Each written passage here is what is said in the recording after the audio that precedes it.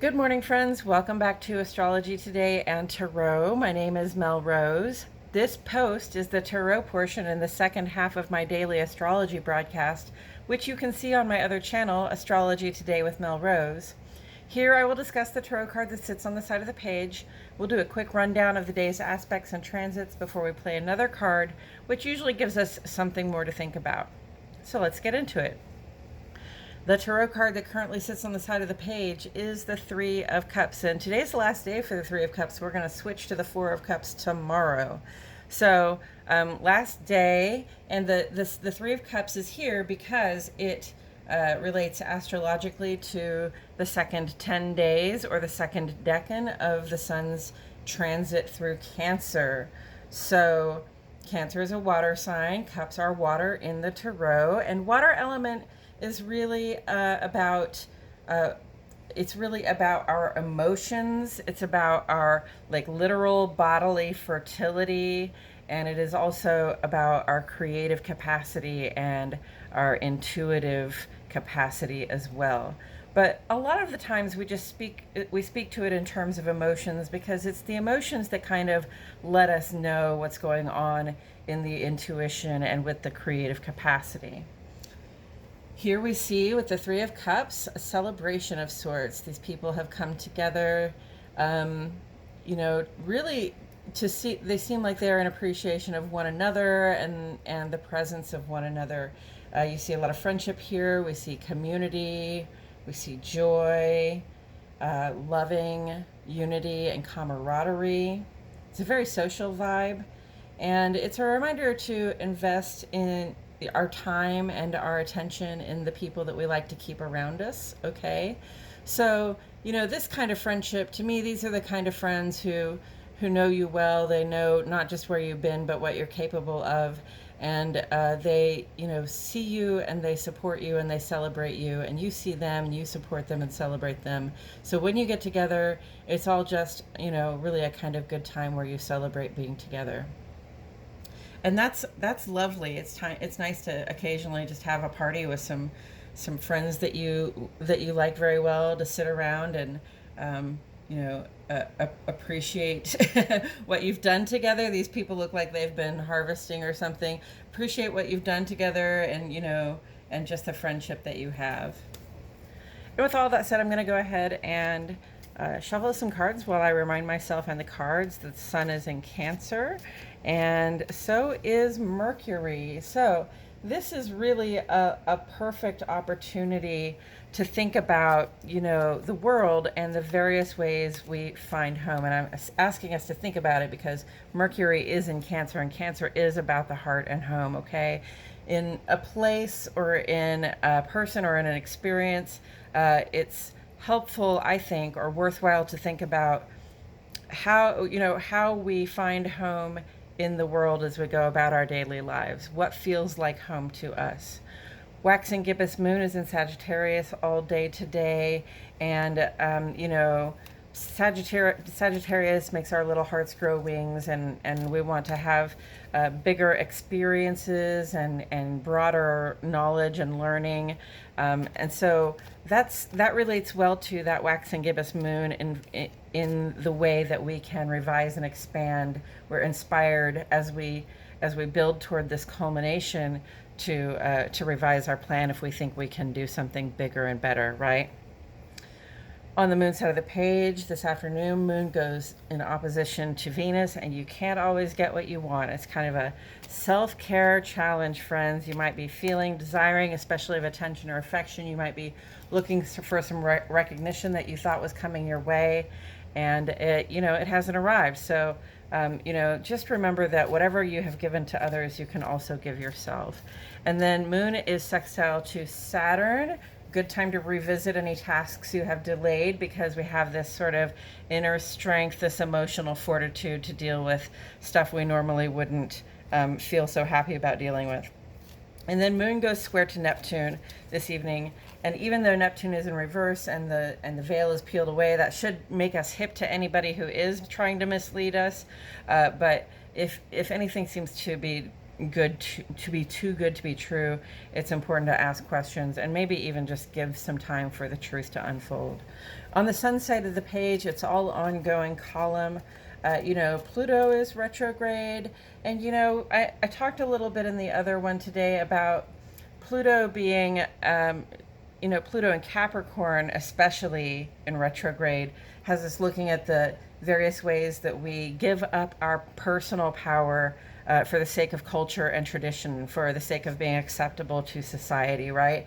But it makes me kind of think of Chiron in Aries and how we want to feel as though we're included just for being ourselves. But we know that society has very specific rules for us, and, we have to fit in. So this is sort of putting those powers under review and asking ourselves how much control and manipulation we're really agreeing to. We can cut ties with certain parts of culture and tradition, especially if they're outdated and old parts that we are just attached to. It can take a little bit of sacrifice, but when Pluto is in retrograde, any necessary changes we have to take to preserve our relative autonomy within culture will be obvious to us. Saturn is in retrograde as well through October 22, and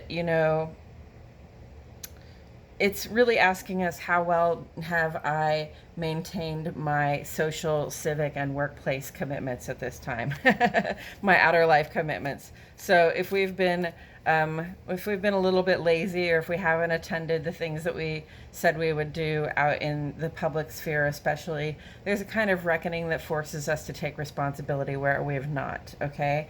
And if we've been very good about it, then we might find a reward. But sometimes Saturn says, no bonus points for doing what you should have. So sometimes the reward is just having the work done, right? And Neptune is retrograde through December 23. And, this is about waking up to our illusions, especially if we notice that we have acquiesced ourselves into a position where we have kind of given our agency away in exchange perhaps for an illusion of freedom. It's a rude awakening. It can be somewhat painful, but, it's better to know the truth one way or the other. So I'm wishing you all luck with the Mercury retrograde.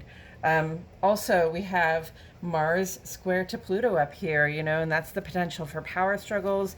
It really just asks, when you see your end and your goal in sight, right? When that thing that you've been striving for is within your grasp, how are you going to behave, right? You've got to hustle for sure, probably. And then also, you've got to be careful not to try to knock anybody over, right?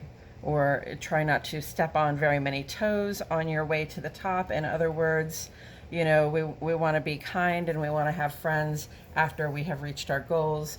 So maintain activity, maintain progress toward those endings and beginnings that you're looking for, especially if it means like an upgrade to a different level of finance or a different level of regard or recognition, or if it just represents an upgrade in terms of some kind of personal power that you'd like to have.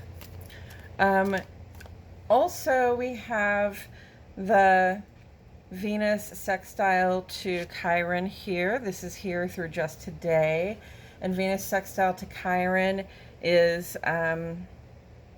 it's this feeling like maybe somebody that we rely on has a little too much to say about how we are doing things. It's a little bit restrictive. It feels like maybe we can't really express ourselves. But you've got that's the Sun square to Chiron. And then Venus sextile to Chiron says, hey, if there's a problem in one of your relationships, now is the time to try to work it out, right? So we're going to notice where it is that we feel restricted or unexpressed, and we're going to go to that person, hopefully, and say, this is where I feel restricted and unexpressed, so, what can we work out? Sun is sextile to Uranus. For some reason, I had that down there as Jupiter today, so that's that's wrong information right there. But Sun is sextile to Uranus, and this is a great time to just get out there and try something new and different. If there's an offer on your plate, to do something exciting, to change up your plan a little bit. I would explore it because that sextile vibe is very cooperative. You could learn something, you could get something, a really positive experience, if nothing else, out of it. And then Mercury is square to Jupiter here. This is a time where like our mind is on big things and the dreams and fantasies that we want to culminate are very much in our focus. So, that can make us a little distracted from the tasks at hand. It can be hard to keep ourselves paying attention to our day-to-day functioning. So a little extra focus during this time, and that's just through tomorrow, July 12th. And with all of that said, Temperance. Okay, so I think it's interesting that we've got, these three people raising a glass, right? And then we've got the card Temperance, which, often is a word that gets used in association with not drinking, right? Or at least using moderation when we drink. I think Temperance was originally like Aquarius adding water to the wine, right? So that we could make the wine go farther and maybe people wouldn't get quite so drunk so fast. So Temperance is really about having a mature ability to balance the flows of energy that we're working with in our life. And what do I mean by flows of energy, right? Well, when I think about flows of energy, I think about the planets. For example, Mercury is that rational energy. It's our thoughts, words, and our thoughts, plans, and communications, right? And then Venus is our open, receptive heart, the part of us that likes, loves, and can't get enough of love and money and all those other awesome things. And then Mars is the part of us that takes initiative, takes action, wants to go forward. And let's see, Jupiter is here on the page. Jupiter is expansive. Jupiter just wants to give and give and give. Let's see, Saturn is on the page. Saturn is the part of us that yearns for structure and stability, and Uranus is the part of us that likes to try new things, whereas Neptune is the part of us that sort of fantasizes and also kind of gets us connected with our creative capacity, whereas Pluto is the part of us deep down inside that is going through constant total changes, the beginnings and endings, that it represents the beginnings and endings that we go through, and also somewhat the subconscious. So those are all flows of energy, right? And you can even relate them back to like chakra flows if you're interested in energy healing. But those are kind of widely known energies that we all handle and have to deal with in our lives. And so, Temperance is about the mature and wise handling of our sense of initiative, the mature and wise handling of our rational mind, and the words we use, are the mature and wise handling of this receptiveness that we have that just wants and wants, or the mature and wise handling of this giving nature that we have that just gives and gives, right? Temperance says, all things in moderation, basically. It advises the middle path, and it says, if you go neither too far one way or too far the other, then you'll have this nice, moderate experience that helps you soak up all the good there is to have as you live your life. So that's appropriate to everything on the page. For one thing, Temperance is a pretty it's a major arcana card, so it tends to have like more significance in a reading than like a numbered card like this. So I'm going to ask you if there's anything in your life that you are being intemperate about. Okay, if there's anything you are overindulging in, or anything you are not giving yourself enough of or taking enough time to address, then it's time to adjust the flow on one of these nozzles, right? Adjust the flow, give it your attention, or think about what you want from it, or think about what you're trying to do with it, what you need to heal about it, right? Give it some of your rational, moderate attention, Saturn retrograde. and and then apply what you discover when you do that intuitive work. Taken together with the Three of Cups, it's an advisement. Basically, you know, it's great to celebrate. It's a-okay. There's nothing wrong with celebrating and even having a couple of drinks if a couple of drinks is what you can do, and you don't, you're not going to fall off the deep end tomorrow and have 17 more or whatever. So, have a little bit of something to satisfy your soul while you're celebrating. But remember, that the next day we still have responsibilities to take, right? We can't just say, oh, last night is fun, I'm going to do it again, right? We've got things to take care of. We've got stuff we're working on right now, okay? So we want to maintain, in general, a moderation path at this time. Gosh, I never thought I'd say that out loud to anybody. Okay, I think that's all I have to say about it today, friends. Thank you so much for joining me. I truly appreciate your presence. My name is Mel Rose, and I'll see you all back here tomorrow for more Astrology Today and Tarot.